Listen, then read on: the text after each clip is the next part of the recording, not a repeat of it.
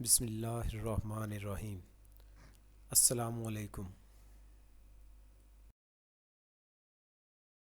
Dear students, class है 10th और subject है कंप्यूटर साइंस का।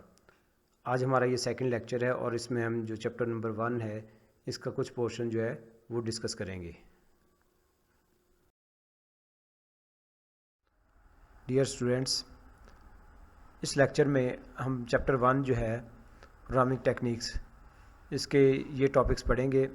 एल्गोरिदम, इनके जो एल्गोरिदम है इसकी बेसिक डेफिनेशन देखेंगे। फिर role of algorithm in problem solving, next measuring efficiency of an algorithm और एल्गोरिदम्स फॉर सॉल्विंग प्रॉब्लम्स। और इसके साथ साथ जो है हम एक प्रॉब्लम सॉल्व करेंगे, यानी कि एक प्रॉब्लम का जो है हम एल्गोरिदम लिखेंगे। Find the sum product and average of 5 given numbers, और ये बुक के पेज नंबर 11 और 12 पे दिए गए हैं।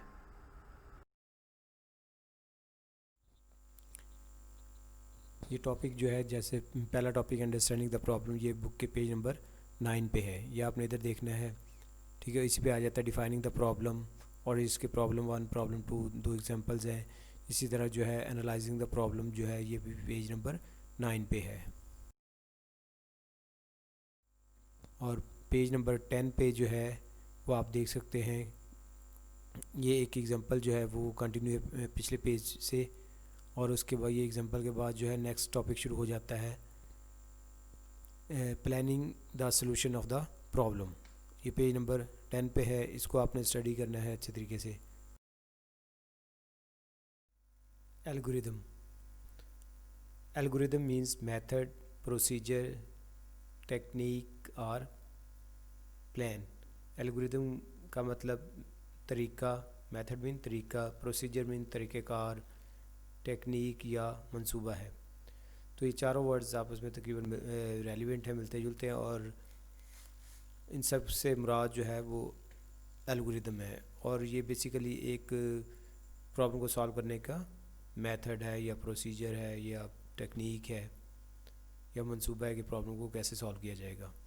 Algorithm is a step by step problem solving method. Algorithm जो है एक स्टेप बाय स्टेप जो है प्रॉब्लम को हल करने का तरीका है। That is easy to understand and follow, जिसको समझना और इस पे अमल करना जो है आसान है। या हम यूँ भी कह सकते हैं, it is a set of steps.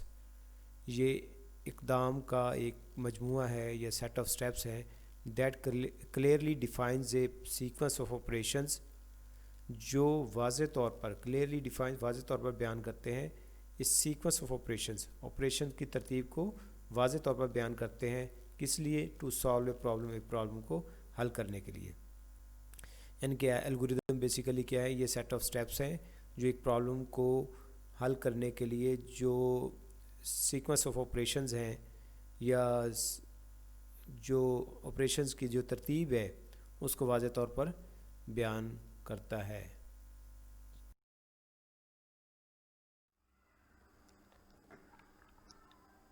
Algorithm में सेकंड टॉपिक है role of algorithm in problem solving. Problem को हल करने में एल्गोरिदम का किरदार, उसका रोल। इनके किसी प्रॉब्लम को सॉल्व करने में एल्गोरिदम क्या किरदार अदा करता है, उसकी क्या इंपॉर्टेंस है, क्या वैल्यू है, ठीक है, ये हम देखते हैं। Algorithm plays an important role in computer programming. Algorithm जो है कंप्यूटर प्रोग्रामिंग में एक अहम किरदार अदा करता है। कैसे करता है ये हम देखते हैं 2 पॉइंट से। Computer programming is the process of taking an algorithm and coding it in A programming language. Computer programming basically एक अमल है, एक काम है। इसमें क्या किया जाता है? टेकिंग एन एल्गोरिदम, एक एल्गोरिदम लेते हैं हम, यानी कि एल्गोरिदम को हम पहले बनाते हैं, जो हमने बनाया होता है उसको लेके, and coding it in A programming language, और किसी प्रोग्रामिंग लैंग्वेज में उसकी कोडिंग कर देते हैं। कोडिंग का मतलब होता है कि एल्गोरिदम को देखते हुए उसको किसी प्रोग्रामिंग लैंग्वेज में कन्वर्ट कर देते हैं, प्रोग्रामिंग लैंग्वेज की इंस्ट्रक्शंस में कन्वर्ट कर देते हैं। यानी कि इंग्लिश स्टेटमेंट्स को देखते हुए उसके मुताबिक जो प्रोग्रामिंग लैंग्वेज के सिंटैक्स के मुताबिक जो है स्टेटमेंट जो है वो लिखते जाते हैं। तो एल्गोरिदम को किसी प्रोग्रामिंग लैंग्वेज की इंस्ट्रक्शन में चेंज करना, ये बेसिकली कंप्यूटर प्रोग्रामिंग है कि प्रोग्राम आप एल्गोरिदम ले लें और उसको जो है प्रोग्रामिंग लैंग्वेज में चेंज कर दें, किसी प्रोग्रामिंग लैंग्वेज में उसका प्रोग्राम जो है वो लिख दें एल्गोरिदम का। Formulation of algorithm is the first step of developing a computer program. Formulation of algorithm, algorithm की तश्कील, एल्गोरिदम का बनाना, ये जो है कंप्यूटर प्रोग्राम बनाने में पहला कदम है। कंप्यूटर प्रोग्राम अगर आप बना रहे हैं, तैयार कर रहे हैं, तो उसमें जो पहला काम क्या होगा, वो आप एल्गोरिदम को तश्कील देंगे, फिर जो है कंप्यूटर प्रोग्राम बनाएंगे। तो इसका मतलब ये है कि एल्गोरिदम का बनाना बहुत ज़रूरी है, क्योंकि एल्गोरिदम पहला स्टेप है। एल्गोरिदम सही होगा तो आपका कंप्यूटर प्रोग्राम भी सही बनेगा, वो आप सही इंस्ट्रक्शंस लिखेंगे इसमें एल्गोरिदम को देखते हुए। अगर आपने एल्गोरिदम सही नहीं बनाया तो आपका प्रोग्राम भी सही नहीं बनेगा और उसका रिज़ल्ट भी सही नहीं आएगा।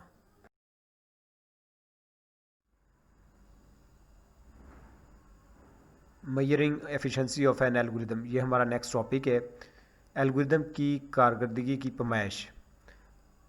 ये एल्गोरिदम की कारकर्दगी की पैमाइश से क्या मुराद है, या हम ये कारकर्दगी की पैमाइश क्यों करना चाहते हैं कि अगर हमारे पास एक प्रॉब्लम को सॉल्व करने के लिए 2-3 जो एल्गोरिदम हैं,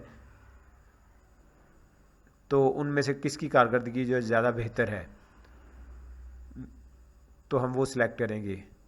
कारकर्दगी किस तरह जांची जाती है, ये हम पढ़ते हैं।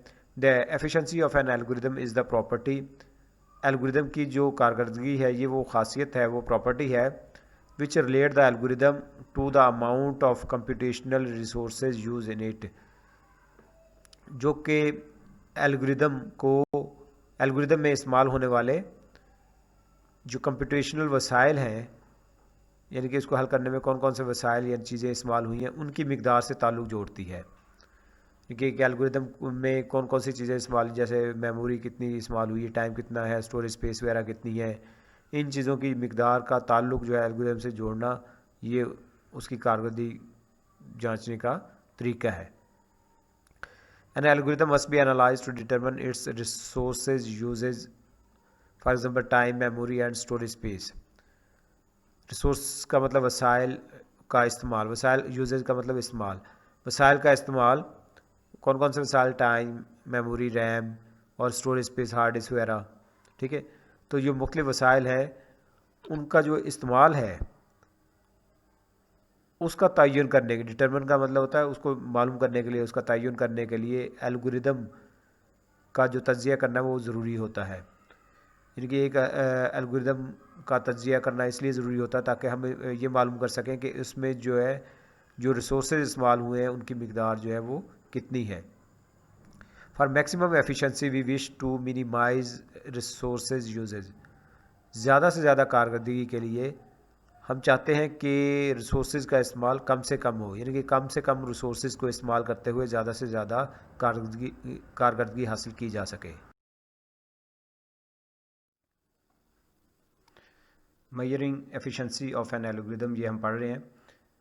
However the various resources can not be compared directly, ताहम जो मुख्तलिफ वसाइल होते हैं जो एक एल्गोरिदम में इस्तेमाल किए जाते हैं, उनको जो डायरेक्टली जो उनका मुवाजना, बराह रास्त उनका मुवाजना नहीं किया जा सकता। So which of two algorithm is considered to be the more efficient, so या लिहाजा दो एल्गोरिदम में से कौन सा जो है मोर एफिशिएंट, यानी कि ज़्यादा एफिशिएंट, ज़्यादा कारगर मौसर जो है वो समझा जाता है, often depends on which measure of efficiency is considered the most important। इसका इन्हिसार जो है इस बात पर होता है which measure of efficiency, कारकर्दगी की कौन सी पैमाइश जो है is considered the most important, उसको सबसे ज़्यादा जो है अहम समझा जाता है। यानी कि एल्गोरिदम की जो एफिशिएंसी मेजर करने के लिए कारकर्दगी की कौन सी जो पैमाइश है, किसको आप ज़्यादा इंपॉर्टेंस दे रहे हैं, कौन सी ज़्यादा अहम जो है वो कंसीडर की जा रही है। For example the requirement of high speed minimum memory usages is consider, यानी कि हाई स्पीड की रिक्वायरमेंट है, उसकी ज़रूरत है, या जो मेमोरी यूजेज है, मेमोरी का जो इस्तेमाल है वो कम से कम जो है उसको आप मद्देनज़र रख रहे हैं, उसको कंसीडर कर रहे हैं। कौन सी चीज़ है जो ज़्यादा इंपॉर्टेंट है, यानी कि स्पीड आपके लिहाज से ज़्यादा इंपॉर्टेंट है उस इन्वायरमेंट के लिहाज से, या उस वक्त के लिहाज से आपके नज़र में स्पीड ज़्यादा होनी चाहिए, या आप मेमोरी को कम इस्तेमाल करना चाहते हैं। यानी कि एल्गोरिदम की जो एफिशिएंसी मेजर करने के लिए कौन कौन से जो फैक्टर्स वो आप मद्देनज़र रख रहे हैं।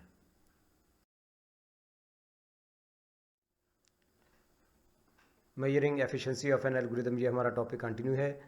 There may be several algorithm for solving a particular problem, एक ख़ास मसले को हल करने के कई जो है वो एल्गोरिदम हो सकते हैं, यानी कि एक ख़ास जो मसला है उसको हल करने के कई मुख्तलिफ़ तरीके हो सकते हैं, उसको कई मुख्तलिफ़ तरीक़ों से हल किया जा सकता है। How fast problem can be solve, एक प्रॉब्लम को कितनी जल्दी या कितनी तेज़ी से जो है हल किया जा सकता है। डिपेंड्स ऑन एफिशिएंट एल्गोरिदम, तो इसका इन्हिसार जो है एफिशिएंट एल्गोरिदम पे होता है, यानी कि मौसर एल्गोरिदम पे होता है। अगर आप एल्गोरिदम जितना ज़्यादा मौसर होगा, जितना ज़्यादा बेहतर होगा, कारकर्दगी उसकी बेहतर होगी, वो प्रॉब्लम जो है उतनी ही जल्दी जो है सॉल्व किया जा सकता है। अगर एल्गोरिदम इतना मौसर नहीं है तो उसको प्रॉब्लम को सॉल्व करने में, उसको एग्जीक्यूट होने में जो है वो देर लग सकती है। Therefore analysis of algorithm is very important to compare algorithms. Algorithms क्या होते हैं, प्रॉब्लम को सॉल्व करने का तरीका। तो मुख्तलिफ एक प्रॉब्लम को हल करने के जो मुख्तलिफ एल्गोरिदम्स हैं उनका तज्जिया करना इसलिए अहम होता है कि हम उन मुख्तलिफ तरीक़ों को, उन मुख्तलिफ एल्गोरिदम्स को आपस में उनका मुवाजना कर सकें एंड कंक्लूड दैट, और ये नतीजा अखज़ कर सकें which one is better than the other, कि उनमें से कौन सा एल्गोरिदम जो है दूसरे की निस्बत ज़्यादा बेहतर है। Analysing the efficiency of algorithms means, algorithm की जो कारकर्दगी है उसका तज्जिया करने का मतलब ये होता है comparing efficiency of different methods of solutions of a problem, कि एक प्रॉब्लम के हल के जो मुख्तलिफ तरीके हैं, यानी कि एक प्रॉब्लम को हल करने के जो मुख्तलिफ तरीके हैं उनकी कारकर्दगी का आपस में मुवाजना किया जाए, ताकि पता चल सके कौन सा तरीका जो है, कौन सा हल जो है वो ज़्यादा बेहतर है। तो एल्गोरिदम की कारकर्दगी का तज्जिया करने का मतलब ये होता है कि हम उस किसी ख़ास मसले के हल के जो मुख्तलिफ तरीके होते हैं उनकी कारकर्दगी का आपस में मुवाजना करते हैं।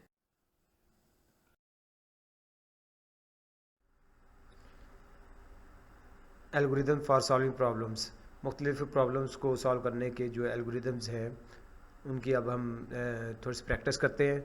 इससे जो है हमें मुख्तलिफ प्रॉब्लम को सॉल्व करने की स्किल जो है उनके, यानी कि एल्गोरिदम डेवलप करने की स्किल पैदा होगी। पहला प्रॉब्लम है इनके find the sum product and average of 5 given numbers. Find the sum product and average of 5 given numbers, ये एक प्रॉब्लम है जिसमें ये कहा गया है कि आपने 5 गिवन कोई से 5 नंबर्स हैं और उनका सम भी फाइंड करना है, प्रोडक्ट भी, मल्टीप्लिकेशन भी फाइंड करनी है और एवरेज भी फाइंड करनी है। तो ये पहला जो है ये प्रॉब्लम है जो हम कंप्यूटर पे जब सॉल्व करेंगे तो इसके लिए पहले हम एल्गोरिदम जो है वो बनाते हैं। तो प्लानिंग द सॉल्यूशन, बेहतर ये होता है कि एल्गोरिदम बनाने से पहले उसकी थोड़ी प्लानिंग भी कर लें। अब इसमें हम ये देखेंगे कि हमें क्या चीज़ प्रोवाइड किया, क्या इनपुट है, क्या आउटपुट होगा और इसमें प्रोसेसिंग क्या होगी। तो इसमें क्या चीज़ हमें बताई गई है, क्या दिया गया, प्रोवाइड किया गया 5 गिवन नंबर्स। तो हमारा इनपुट क्या होगा 5 गिवन नंबर्स, नंबर कोई भी हो सकते हैं। और हमें आउटपुट क्या, रिक्वायर्ड आउटपुट हमें क्या चाहिए, sum product and average of 5 numbers, ये हमारा आउटपुट होगा। तो इस स्टेटमेंट को देखते हुए ये क्लियर स्टेटमेंट जिसमें 5 नंबर इनपुट किए गए हैं और उसके बाद जो सम प्रोडक्ट और एवरेज कैलकुलेट करना है। और इसमें प्रोसेसिंग क्या होगी, सम के लिए हम एडिशन करेंगे, प्रोडक्ट जो है मल्टीप्लिकेशन को रिप्रेजेंट करेगी और एवरेज किस तरह होती है, ये डिवीजन होती है, यानी कि सम को नंबर्स ऑफ वैल्यूज़ पे डिवाइड कर दिया जाता है। तो ये हम देखते हैं।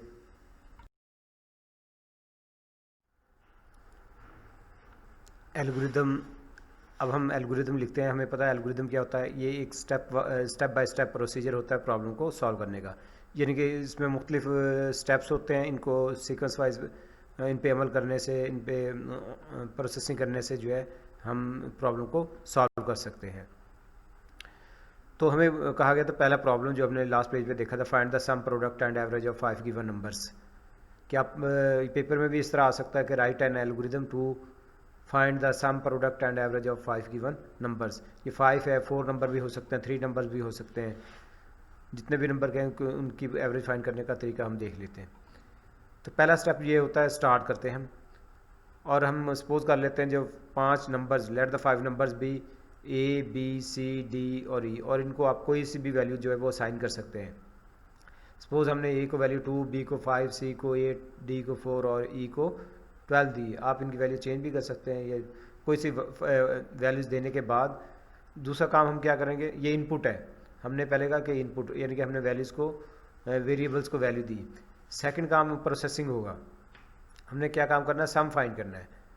तो हम लिखे फाइंड द सम। सम किस तरह फाइंड किया जाएगा, सम इज इक्वल टू जो first value A plus B plus C plus D plus E, ये 5 वैल्यूज़ को आपने इस तरह लिख के और सम वेरिएबल, इसका जो रिजल्ट होगा वो ऑटोमेटिकली सम में स्टोर हो जाएगा। थर्ड स्टेप ये होगा फाइंड द प्रोडक्ट। हमने उसकी जो है वो प्रोडक्ट फाइंड करनी है, यानी मल्टीप्लिकेशन 5 वैल्यूज़ की। तो ये भी प्रोसेसिंग है, A multiply by B multiply by C multiply by D multiply by E, पाँचों वैल्यूज़ को मल्टीप्लाई करके उसका रिजल्ट जो है वो PROD में स्टोर कर दिया जाएगा। PROD की बजाय आप ये जो वेरिएबल का नाम होता है ये यूज़र डिफाइंड होता है, यूज़र खुद लिख सकता है। आप P लिख सकते हैं, PROD जो भी लिखें, जो इधर मेंशन करेंगे वही जो है वो आप इधर लिखेंगे। इस तरह नेक्स्ट स्टेप होगा कि हमने एवरेज फाइंड करनी है, फाइंड द एवरेज, उसको AVG से रिप्रेजेंट करेंगे। AVG is equal to, average क्या होती है, सम ऑफ वैल्यूज़, जितनी वैल्यूज़ है उनको ऐड करें और उनकी तादाद पे, नंबर ऑफ़ वैल्यूज़ पे डिवाइड कर दें। तो हमारा रिजल्ट सम का कहाँ पड़ा हुआ है, इस SUM में 5 वैल्यू की एडिशन देंगे, sum is equal to this. तो ये सम डिवाइडेड बाय 5 वैल्यूज़ 5 पे डिवाइड कर देंगे। तो हमने प्रोसेसिंग कर ली, यानी कि सम भी फाइंड कर लिया, प्रोडक्ट भी फाइंड कर ली और एवरेज भी फाइंड कर ली। अब हमने उनकी वैल्यूज़ को आउटपुट करना है, डिस्प्ले करवाना है। तो हम लिखेंगे आउटपुट स्टेटमेंट, लिखेंगे कि सम, प्रोडक्ट और एवरेज, ये 3 वैल्यूज़ को आउटपुट किया जाए, यानी कि डिस्प्ले किया जाए।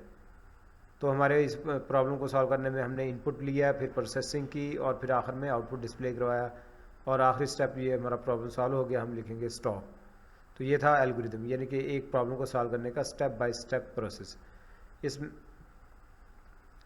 तो ये जो है आपको इस तरह जो पेपर में जो है आ सकता है कि आप 2 नंबर्स की वैल्यू फाइंड करें, 3 की, 4 की, सम फाइंड करें, प्रोडक्ट फाइंड करें या एवरेज एट्सेट्रा। डियर स्टूडेंट्स, आपको चाहिए कि हमने इस लेक्चर में जो कुछ पढ़ा है उसको अच्छे तरीके से समझें और फिर याद करें। तो आज के लेक्चर का यहाँ पे इख्तिताम होता है। आप अपना ख्याल रखें, अपने वालिदैन का और अपने फैमिली के दूसरे मेंबर्स का ख्याल रखें। शुक्रिया। अल्लाह हाफिज़।